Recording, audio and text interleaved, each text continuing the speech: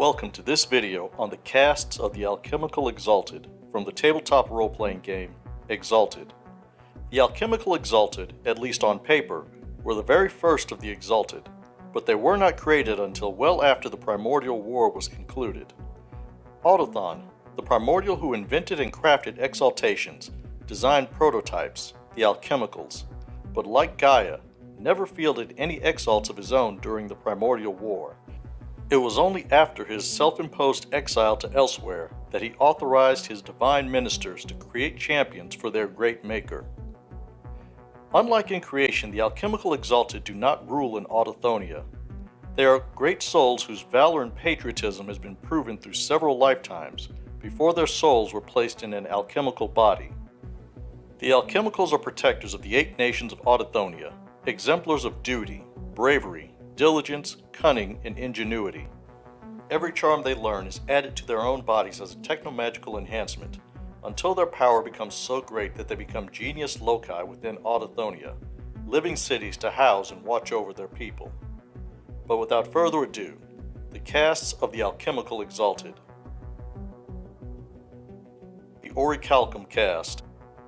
The Solar Exalted were granted the right to rule creation as their reward for conquering the Primordials.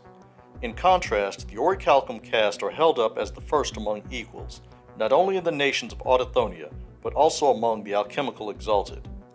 If and when the Orichalcum Caste decides to lead, it is not because of any office they hold, but because they are the best and brightest souls that the Great Maker has, paragons of brilliance, insight, and action. Their excellence is the proof of their worth, and their genius contributes to the prosperity of their nations. For them, nothing is impossible. However, the Archon's tendency to chase excellence isolates them from others. They can be frustrated by those who either cannot or will not keep up with their revolutionary proposals or bold logic. While the Orichalcum Caste can be persuasive and forceful, few are likable.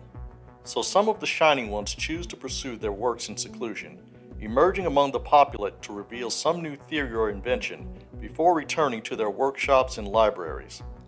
Others travel into the wilds of the Great Maker to test new and inventive charms and methodologies against gremlins or other enemies of Autochthon.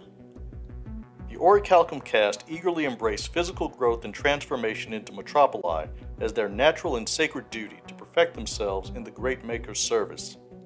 By their thinking, if you cannot create the utopia, become the utopia. The Blessed of Noi tend to push the boundaries of acceptable dogma in their pursuit of perfection, and those who dwell within them are among the freest and most enlightened people of Autochthonia.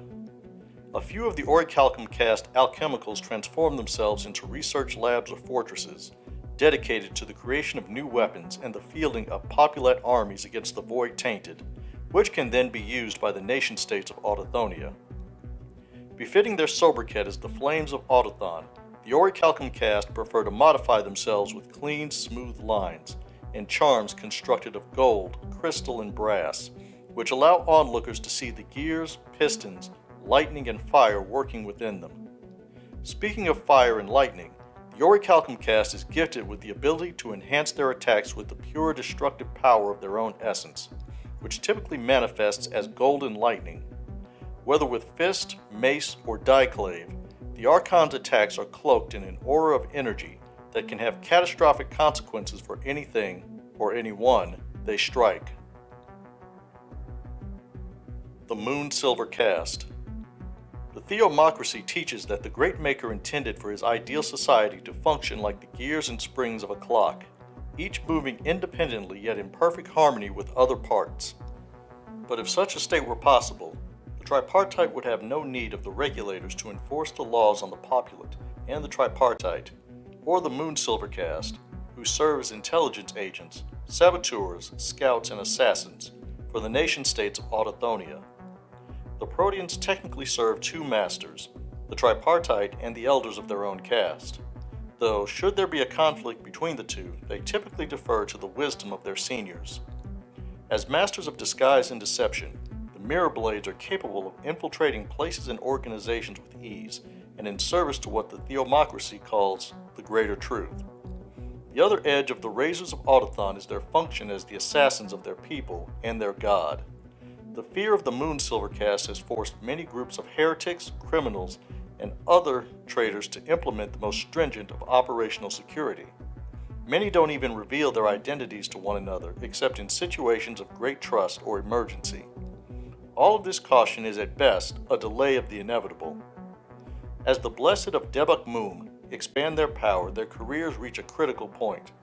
Every alchemical grows larger in size along with strength, so espionage and assassination missions eventually stop being practical. Many Moonsilvers try to delay becoming Titans and Metropoli. Those who pass beyond the threshold devote themselves to hit-and-run attacks on gremlin nests, eliminating gremlin queens and pack leaders before their followers can ready themselves. Petropoli and Metropoli Proteans choose to become secret fortresses on the outskirts of the Eight Nations, or geomantic batteries, marked by gravity-defying spires and curves. This is previewed by their original forms, which appear to be grown rather than manufactured. They are creatures of alien beauty with tendrils of light running through their silvery white skin. The common power of the Moonsilver Caste is preternatural quickness of both body and mind. With an expenditure of essence, the Proteans, to their own senses, are moving normally. To others, they become blurs of white and silver light, often deadly blurs. The Jade Caste. The Alchemical Exalted may serve humanity, but they are forever apart from them. The exception to this is the Jade Caste, who regard humans not only as their wards, but their peers. They are the alchemicals who deal with mortals on a regular basis, the go-between between the populate and the champions of Autochthon. The executives are found anywhere there is work to be done, regardless of the size or prestige of the task. The hammers of Autochthon can do the work of 10 men alone, but they do not work alone. Instead, they lead by example, inspiring others to follow their excellence in public works, gremlin hunts, training exercises, or achieving quotas. They inspire the people by doing these things that other workers cannot. Unlike the dragon-blooded, the stone hands are in no way inferior to their alchemical peers. As the populist face of the Exalted in Autochthonia, they often give rousing speeches and work harder than others to demonstrate what is possible if the people keep their faith in the machine god. Most of the Jade Caste are members of the Theomocracy as both electors and paragons. When confronted with gremlins or void cultists, the Jade Caste can endure most any of their attacks, be they physical or thaumaturgical. They also serve as combat engineers for the forces of the Eight Nations. When they are in command of an operation, they do not waste lives and ask nothing of their troops that they would not expect from themselves. The result is that the Jade Caste leads some of the most loyal units in Autochthonia, many of whom would gladly sacrifice themselves to save their exalted commanders. When the Blessed of Runel develop into larger and metropolitan forms, they adopt architecture and urban plans that are rigidly orthodox. In fact, other alchemical metropoli are often defined by their deviation from the Jade Caste's architectural forms. Before this, the hammers of Autochthon are marked by their solid but unaesthetic designs. Some do enjoy assembling forms that combine the 5 types of jade, making themselves into walking kaleidoscopes of colors. But most Jade Caste prefer 1, 2 complementary colors at most. After all, true brilliance is demonstrated by executing simplicity perfectly, and the Jade Caste's anima ability is simplicity itself. They can harden their clay and jade flesh against damage, transmuting their outer layers into a stone-like sheath that repels all except magical attacks. The Starmetal Caste. The Orichalcum Caste presumptively assumes that they are primer inter pares of the Alchemical Exalted, the first among equals. Little do they realize or accept that their paths are often smoothed or obstructed by the Starmetal Caste, who prefer to move in secret, whispering in the ears of those with power to make decisions, moving pieces into the proper place at the proper time. Truthfully, the Orichalcum and the Starmetal Castes are a balance. The Orichalcum Caste are the paragons of progress and bold action. The Starmetal Caste are pragmatic and ruthless, calculating how best to use the favors and blackmail they have amassed to accomplish their goals. The plot weavers have contingencies to their contingencies, backup plans to their backup plans. They are the ultimate scientists of human resources. They waste nothing and no one. They accurately assess talent and usefulness, reward generously, and punish strictly. But the Viziers are not cruel, at least not in comparison to the Soulsteel Caste. They value clarity but prefer to balance it against their human emotions, which must have some utility by their logic, since Autochthon designed the Alchemicals to feel them. In spite of their reputations, the Starmetal Caste despise lying, although one may deceive with half-truths more easily than with full lies. To that end, the Viziers deal in disinformation, withholding the truth for those who need it, or can handle it. They make sure that the various powers of the 8 nations remain in balance. The Moonsilver and Soulsteel Castes may gather more information, but the Starmetal Caste analyzes and distributes it to those who can use it. When called to battle, the Daggers of Autochthon prefer the minimal effort for the maximum effect.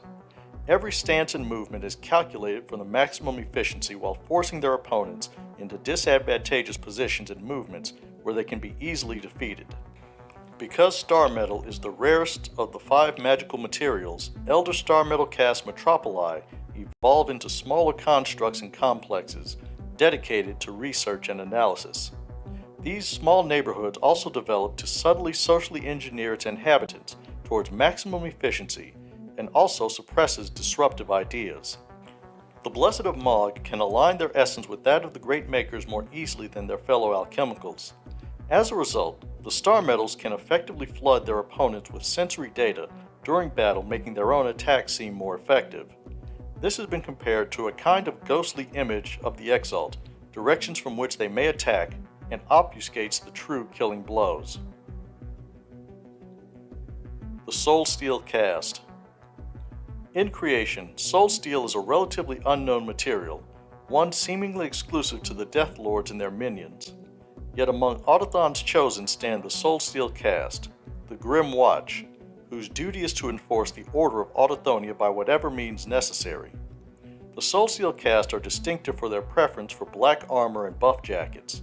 They are as skilled in intimidation as they are in elimination. Every movement, armament, and word is designed to evoke dread in those they deal with. Battle is where the scourges of Autochthon demonstrate their worth. They are relentless, remorseless, nightmares of alchemical clay and soulsteel, predators driven to pursue their prey to the very edge of the void. The Soulsteel Caste considers it a point of pride that no one, from the humblest lumpen to other exalts, have ever escaped them. Even if a particular sentinel falls, others will take up the hunt, and eventually, one of them will claim the prize. Run as far as you wish, hide in the deepest wilds of Autochthonia. Eventually, the Great Maker's judgment will find you. As befits their ruthlessness, the Soulsteel Caste are the most prone Alchemicals to clarity, which they regard as necessary for their professionalism. Others find them to be simply alien, but their alienness is not maniacal or psychopathic. It is a detachment from humanity, and a regard for violence as the shortest line between 2 points. The Grim Watch is as dedicated to hunting traitors from their own caste as they are of others, if not more so. If a sentinel even demonstrates a shred of gremlin syndrome or sympathies for the void, the Soulsteel Caste will disassemble them, alive and conscious before the other members of their caste, as a lesson and a purgation of the tainted soul. The Soulsteel Caste, when not hunting gremlins or criminals, polices Autochthonia as black ghosts watching over the populate and lumpen with their inhuman eyes as they go about their work. Mortals, for their part, silently pray to the Great Maker that the Grim Watch does not take notice of them. But the Sentinels do not simply watch people, they watch minds. Thought crime does not entail death. Thought crime is death. Truthfully, there are few ways to obscure the sight of the Soulsteel Caste. When they move in to arrest, fleeing is usually a bad idea, and resisting an even worse one. The Soulsteel Caste is marked by the brutality of their forms.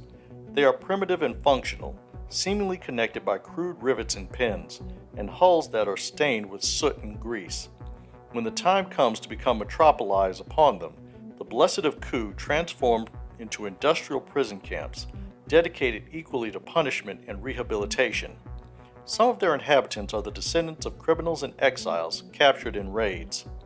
A minority of sentinels choose to evolve into ideal cities, maintained by perfect surveillance charms.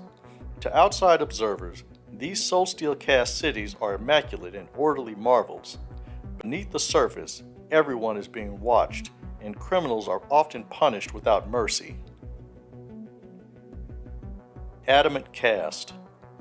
Within the core of Autochthonia, the only activity is that of the divine ministers and subgods who work tirelessly to maintain the Great Maker. Rarely, a champion is born from the secret vats of these tireless deities, the Adamant Caste. The Adamant Caste are the hidden sixth caste of the Alchemical Exalted, unknown to the other 5 castes and the 8 nations of Autochthonia. The function of these pious technicians is to watch and judge those who turn from the Great Maker, regardless of their status. The operatives are rare, born from those who are equal parts pious and mad, zealots of Autochthon who, in their past lives, have given their lives in his service, regardless of laws or customs. The Adamant are not loyal to any of the 8 nations, but rather to Autochthon alone. The Adamant Caste are marked as creatures of glass, quartz, and adamant. Any resemblance they bear to humans is seen through the lens of those who are decidedly inhuman, resulting in creatures too perfect to have been born or created by mortal technicians.